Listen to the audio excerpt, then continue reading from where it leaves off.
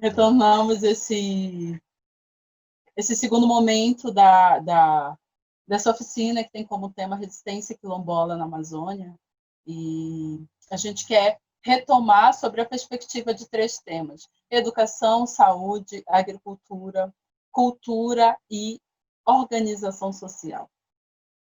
E porque a gente tende a colocar essas lógicas de resistência em um lugar muito distante da nossa realidade e muito distante dessas analogias que são políticas, que são atuais, né? A gente tende a pensar que resistência é algo do passado, mas a gente propõe que essa referência de resistência amazônica também seja entendida como uma tecnologia de sobrevivência, tecnologia de futurista, inclusive, de pensar o bem viver e o bem querer amazônico, que, inclusive, ele é pensado a partir das comunidades tradicionais, ele é pensado para toda a humanidade, e não apenas para a comunidade quilombola ou para a comunidade indígena.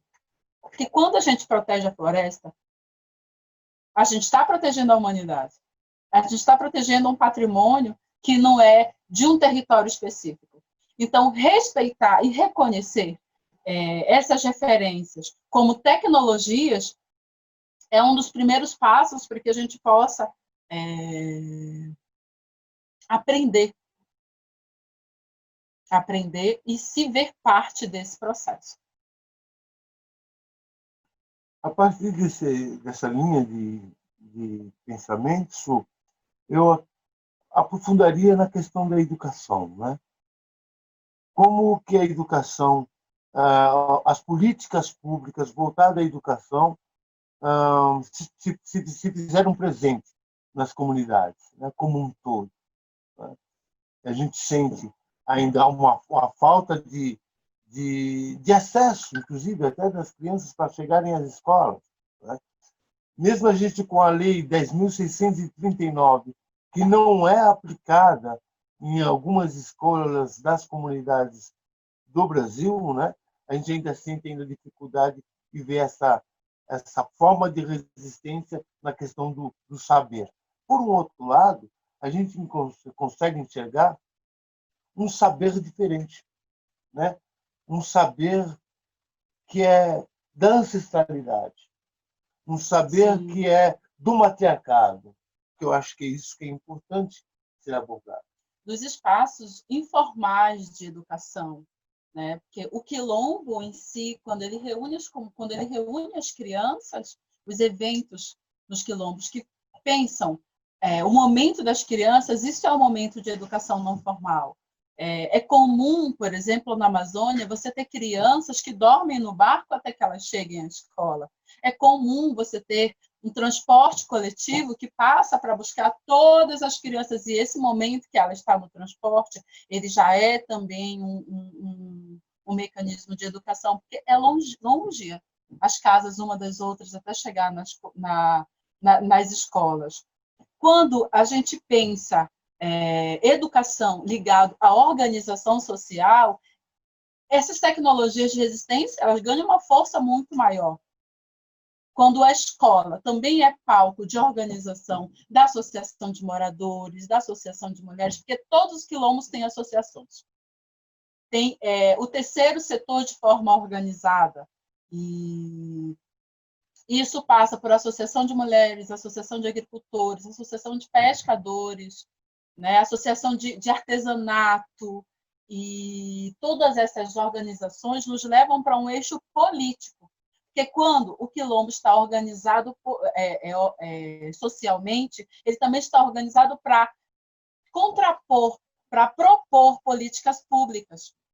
E é isso, Anne, quando nós falamos em resistência, falamos em saúde nas comunidades quilombolas, me vem logo ao pensar, né, nas matriarcais, no trato com as ervas, no cuidado, com o cuidado que as parteiras têm, né, e com as curandeiras. Né?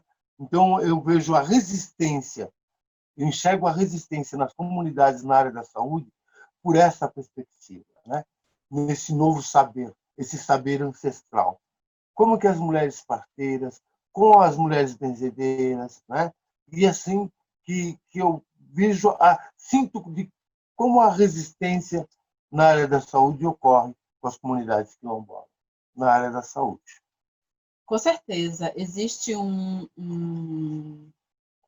artigo do qual eu escrevi, onde eu falo do papel importante, do papel político das benzedeiras em toda a Amazônia.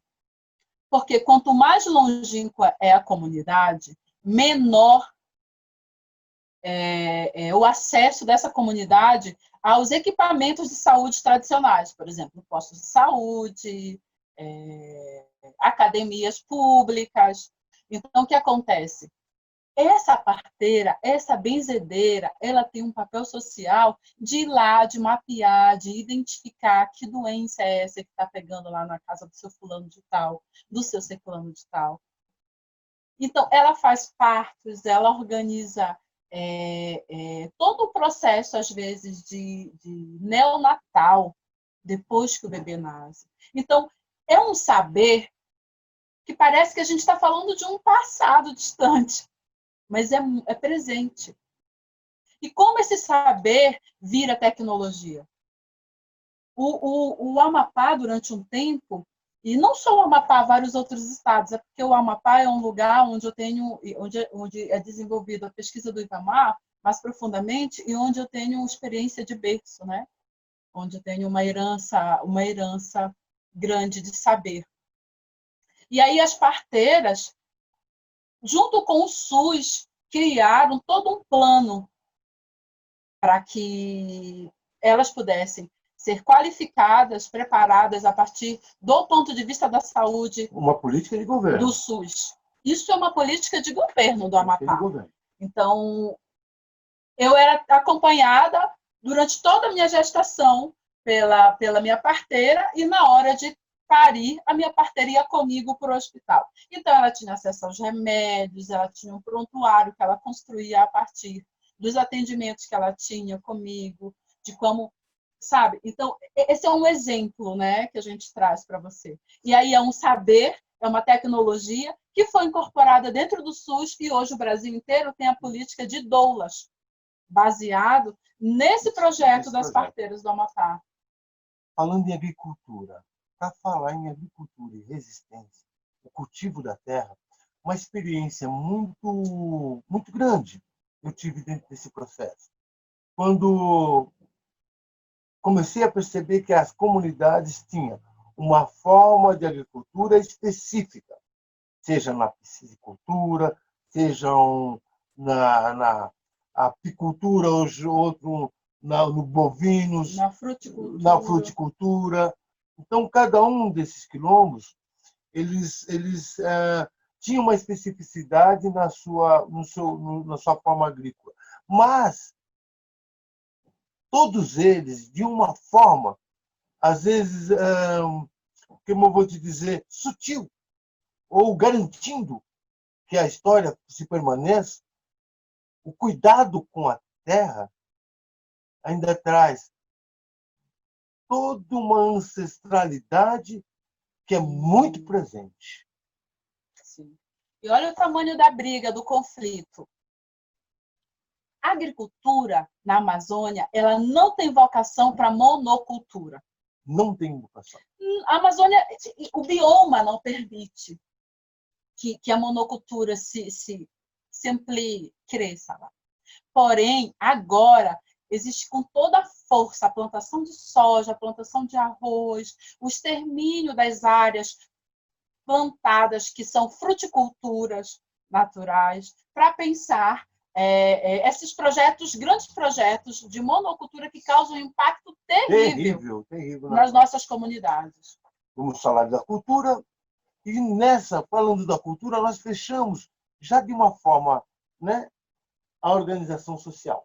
Então, eu acho que antes de fechar, eu acho que a gente precisa considerar o seguinte: como é que tudo isso está ligado à questão econômica? Econômica, organizacional, é justamente isso. Esse ponto é importante, né? Como a gente pode fazer com tudo isso entre dentro da economia. Como que a cultura se envolve dentro desse processo? A cultura, como nós falamos em cultura, nós não deixamos de falar em cultura na educação, não deixamos de falar em cultura na questão da saúde, na questão da agricultura, né? Uhum. E principalmente na economia e as políticas públicas. Exatamente. Vamos fazer uma pequena recapitulação de tudo que nós falamos agora. Nós falamos sobre o que é Sônia. Primeiro, nós apontamos as leis, né? Os marcos Os marcos legais. Que construíram essa resistência desde o processo escravocrata até a democracia no Brasil. Até, na verdade, o último governo. Buscamos as experiências que nós estivemos, com os projetos que nós desenvolvemos, com as pesquisas que nós desenvolvemos em dois estados, o estado do Maranhão e o estado do Amapá. E agora a gente acaba de trazer para vocês essas tecnologias de resistência a partir desse viés, que é a educação, a saúde, a agricultura, a cultura e a organização social. Beleza? Então, agora a gente vai ter que pensar na nossa atividade prática, né? A prática está para chegar. Não vai ser difícil, não. A gente vai fazer. E na atividade prática, vocês vão ter a oportunidade de ver o mestre Ivamar contando a história do meu Camba. E detalhe, uma vez meu Camba, sempre meu Camba. Quero logo deixar aqui. Meu Camba.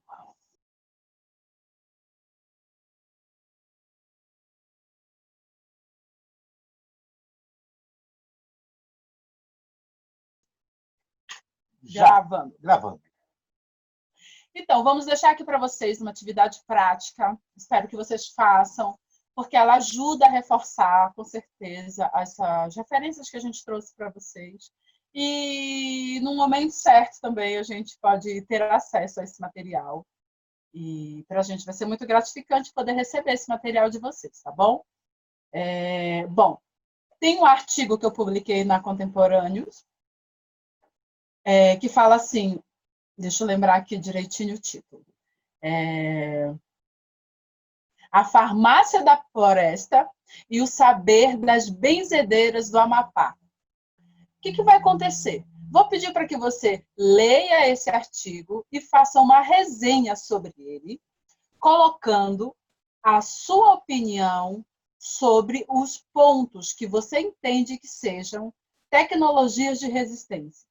Então, você está ali, numa parte do texto, abre ali uma reticências e coloca: entendo que isso é uma tecnologia de resistência dos povos quilombolas da Amazônia, porque pererê, parará, porque tem essas características. Deu para entender? Ok. No meu caso, como eu trabalhei mais com o lado empírico, com o lado mais da oralidade nas comunidades, quero saber de você. O que tem de resistência em você, nessa tecnologia que habita em você em resistência? É isso. Faça uma resenha, não? Não, uma dissertação. Uma dissertação, ok? Aproveita para fazer o exercício, então, já que o Ivamar trouxe essa atividade, de dizer aquilo que você é resistente. Exatamente. E no que você é um referencial. Ok. Aquilo que você, eu não quero mudar isso, e aquilo que as pessoas olham para você e entendem você como um propagador aí. Perfeito. Muito obrigado. Agradeço